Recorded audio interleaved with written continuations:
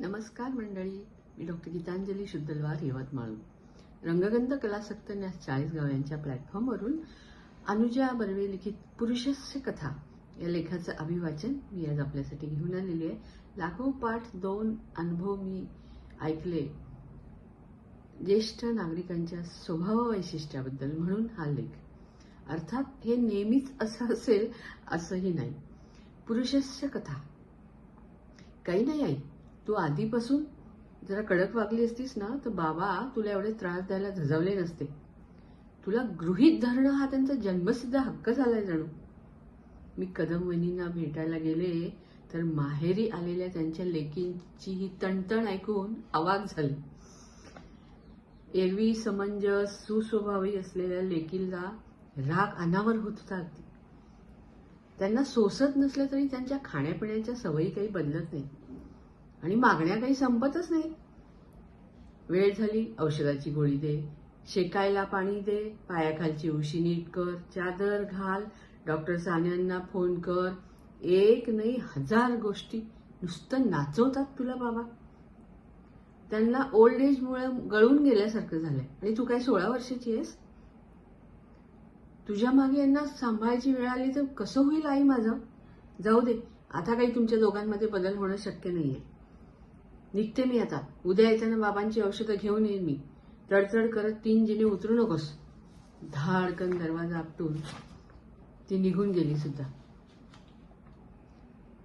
तिचे शब्द त्रासदायक असले तरी तिची माया वहिनींना जाणवत होती. मुलीचं म्हणणं कितीही प्रॅक्टिकल असलं तरी तिने आपल्या नवऱ्याला असे बोल लावलेले त्यांना सहनही होत नव्हतं. हतबल झालेल्या कदम वहिनींच्या डोळ्यातलं पाणी माझ्या लक्षात आलं. त्या क्षणी त्यांना हव्या असलेल्या श्रोत्याची गरज ओळखून मी त्यांना व्यक्त होऊ दिलं. उंच वयातल्या पुरुषांना सांभाळणं नकोसं वाटलं तरीही किती कठीण गोष्ट आहे हे स्पष्ट जाणवत होतं. त्यांच्याशी बोलताना देव पाठीशी आहे, सगळं ठीक होईल, असा फोल ठरेल हे माहीत असूनही त्यांना आश्वासन देऊन मी घराबाहेर पडले. थोडंसं अंतर चालून गेल्यानंतर आमच्या सोसायटीतल्या पेन्शनचा अनिरुद्ध भेटला. त्याचे वडील पण बेडरिडन होते काही दिवस. काय म्हणते रे आप्पांची तब्येत? मी त्याला विचारलं. मी भेटायला येणारच होते आता त्यांना. तो ब्युरोमधला मदतनीस बरा आहे का?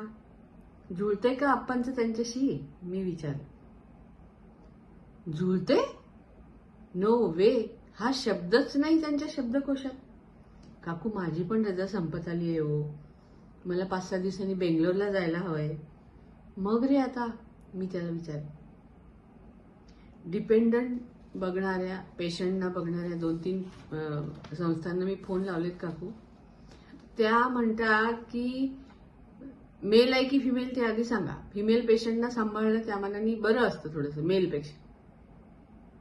काय करायचं काही समजत नाही. 2-3 ठिकाणी अजून फोन लावलेत. ताई येते आता, 15-20 दिवस निभेल कसं तरी, आणि मग बघूया काय करायचं.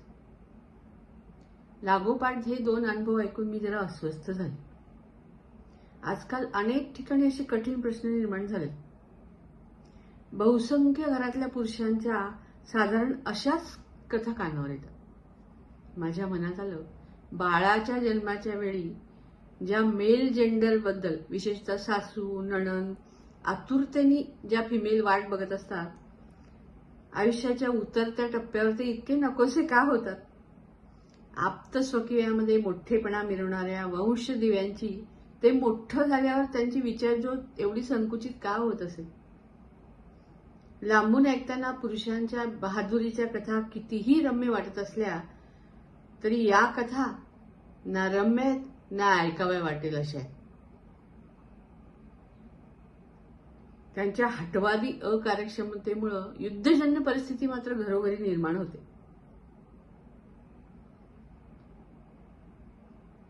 पण मग कधी कधी वाटतं याला जबाबदार आपण पण नाही आहेत का?